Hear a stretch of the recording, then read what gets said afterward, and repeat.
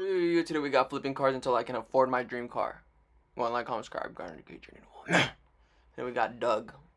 My dream car. If you haven't already seen the first episode, make sure you watch it first. I'll link it right here because I'm about to spoil the entire I already watched it. If you haven't watched it, link here. Thing with a quick recap. Recap. I got brutally rejected by a man selling a I think he was just trying too much on that one. Nissan Sentra. So then I bought a 350Z with a destroyed bumper, put a new one on, cleaned it, then I listed it up for $9,500 and I got a dude for $8,300. So now we're currently sitting at $2,134 in profit, I think. Okay. I've been looking on Facebook for another car. It is very tough to find flips, but I think I may have found one. I'm going to check it out right now. It is 96 degrees out right now and it feels like 106. So what better thing to buy than a convertible? The guy lives 20 minutes from me. Convertible? He has it listed for $5K. It's a BMW Z3. I almost included this as one of my dream cars because I just love the way they look. In my opinion, it's basically just a better Miata. But that being said, it is a BMW, and we all know how BMWs are. So I'm definitely gonna have to look through it thoroughly. I completely forgot my OBD2 sensor. I have to go back home and get that. There's some stuff wrong with it, like the AC is out, some paint chips, and it's overall not in the greatest condition, so I think I can definitely talk them down a little bit. I don't know, we'll see if I learned from my last video. My first attempt definitely did not go well, but this is my third attempt now. We'll see. I gotta run home and get my OBD2, and then we're gonna go look at this car right now. When Simply Juice meets Gold Peak Tea, it makes all natural Simply Gold. What the hell? All right.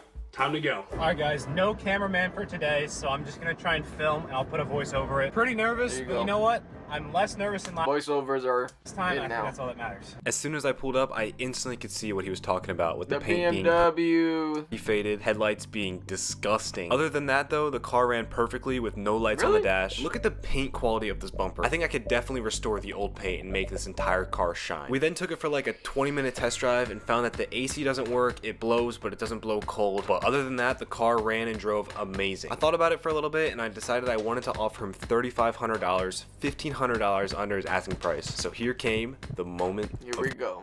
You got listed for 49. Would you take? I got 35 in cash. I gotta get it inspected? If you can inspect it, yeah. You go with that? Yeah. All right. All right. Sounds like a deal. There you go.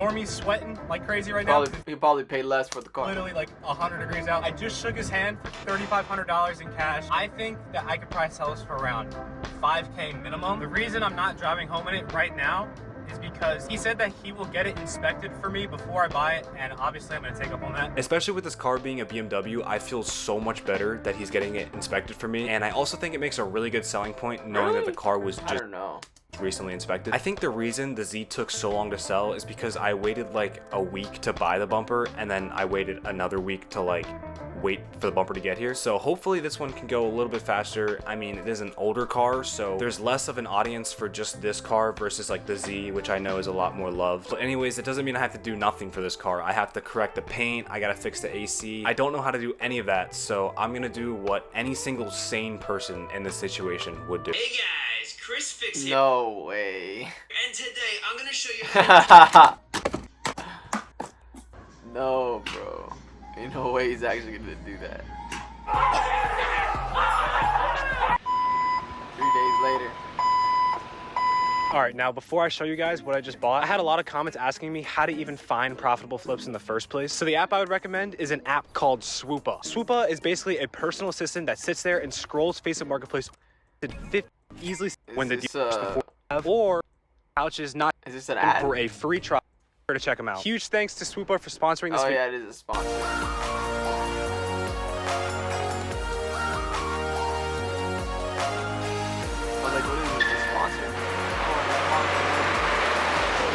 Sounded like a sponsor to me.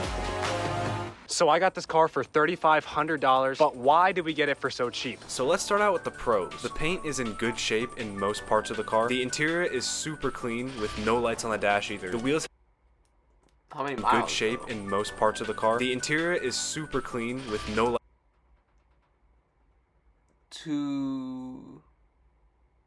24,000. That's what I'm looking like. 24,427. That's not that on the bad. dash either. The wheels have been taken care of and the tires are practically new, and the soft top has no rips and is in great condition. Now for the Soft top, cons, though. paint is super faded on the trunk and especially on the hood. There's clear coat peeling here, which I'm definitely gonna have to fix. The headlights are disgusting. I'm missing an important interior piece here, and last but certainly not least, it's an automatic. I'm sorry. Now, I only drove this car around 15 minutes to get it home, so I still don't really know if there's any underlying issues that didn't come up on that drive. So I think it's time Bro, for sweating. a road trip.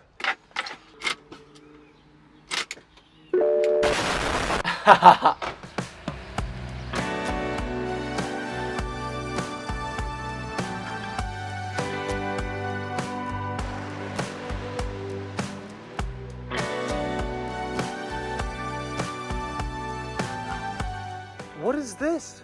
Are you kidding me? I drove all the way here just for it to be like completely scaffolded up. Well, I was gonna take the thumbnail photo here, but I guess this is not very good looking. Here's a picture of what it usually looks like. It's usually really good. The good news is though, the car drove perfectly on the way here. It was a really good time. It's like 70 degrees out, so it's perfect sweatshirt weather. So there was not even a single thing where I saw like any sort of mechanical flaw. So that's always a good thing. I mean, while we're here, I might as well show you my speaker setup. There's no radio in this car, so I No radio?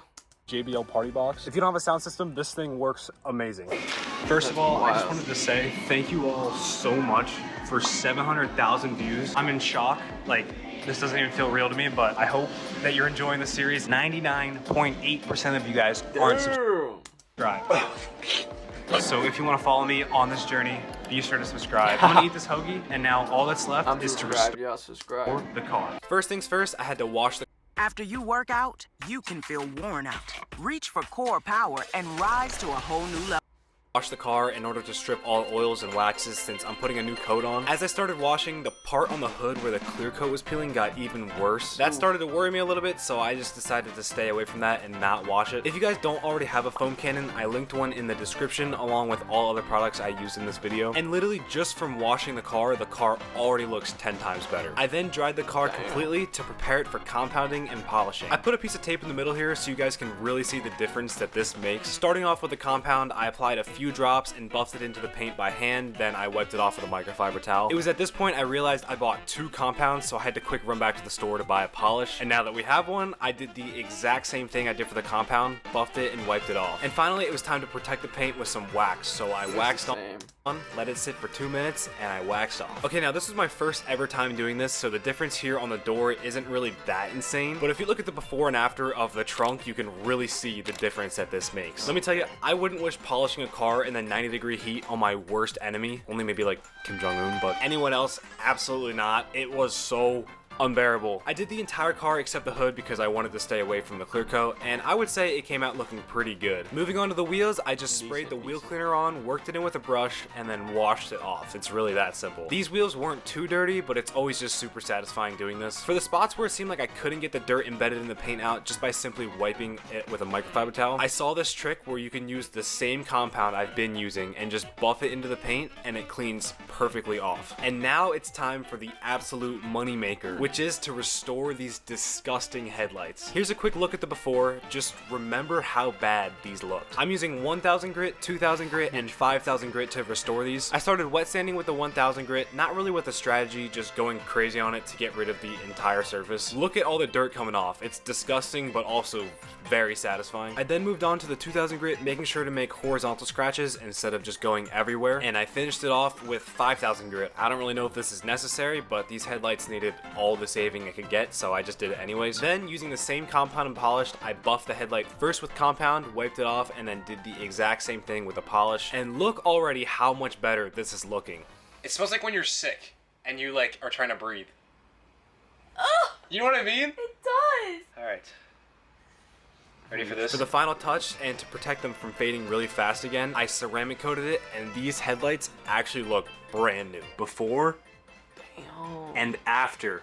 Oh my gosh. If you look at this part of the car, even with the terrible hood, it makes this car look brand new. But if you look at it like this, it's like, Over here, it's like, what? Okay, maybe I was a little too excited about this. Actually, you know what? I wasn't, because this is actually like a complete night and day difference. So I then did the other side, and just like that, this thing looks like it's worth thousands more. I then attempted to fix the clear coat peeling, but quickly realized that this paint is probably unsavable as metal started showing from my light sanding. It sucks that it wasn't as simple as just spraying a new clear coat on, and now I have to buy paint. But in the meantime, this is a 1997 BMW Z3, and it's just plain weird. So I just got done mostly cleaning this car. As you plain weird. saw, I sanded a little too deep. I don't know how good I'm gonna be able to repaint it, but it's gonna be fun trying. I ordered one. It took so long to find, but I used ChatGPT. But that's coming in like 3 days. But first, I wanted to put it on the scoreboard. I realized it's like the perfect opportunity to make it like a board for like the scoreboard.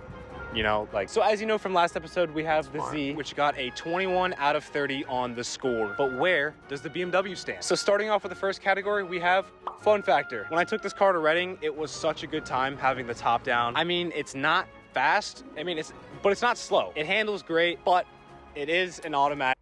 3,000? That's not bad.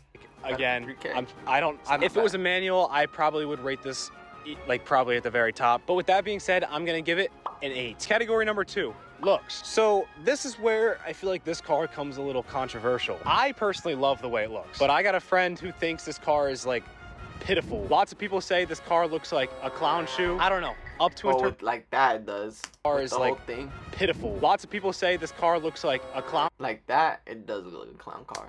Shoe. I don't know. Up to interpretation. I think I love it. Let me know what you guys think about it in the comments. Sanding the headlights definitely made a huge difference. I honestly could have just left it there and let the clear coat keep peeling and not tried sanding it down, but like, it's too late now to go back. Also, it's gonna make a pretty fun video trying to paint it. But anyways, for the looks, I'm gonna give it a in the middle 5. And the last category, which is the overall category. Overall, I mean, it's a really fun car to drive. I personally love it. I think it's a steal, especially even at 5K, which I'm probably gonna try and sell it at. These older BMWs are a lot more reliable than the newer BMWs. For a 28-year-old car, I would say this car holds up very nicely. I really don't know what else to say besides, I think it's just overall a great car. And for that, I'm gonna give it a 7 out of 10. So with the score of 20 out of 30, we have the BMW Z3 in the 2 spot. So in the thumbnail, I said that I made a mistake, and that's not clickbait. I made a pretty big mistake. I've made a severe and continuous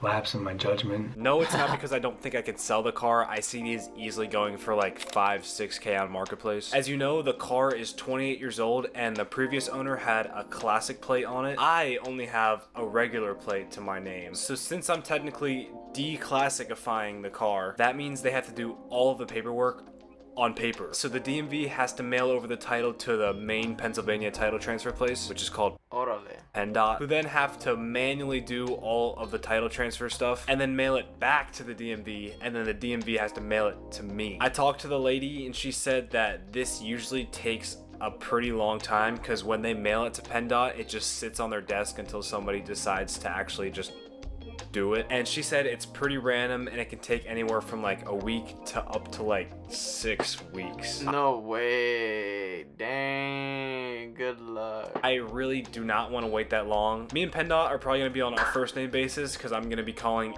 every single day. Hopefully I annoy them enough to the point where they just hurry up and transfer my title so that I just stop calling. But I did only spend $3,500 on this car, so I still do have a little bit of money left over to play with and potentially buy another car. Follow me on Instagram. I might start posting some updates on what's going on with the car. If you haven't already, be sure to like and subscribe. There you go. Like, subscribe, kind of educate your mail. Whoop. Bye, have a great time.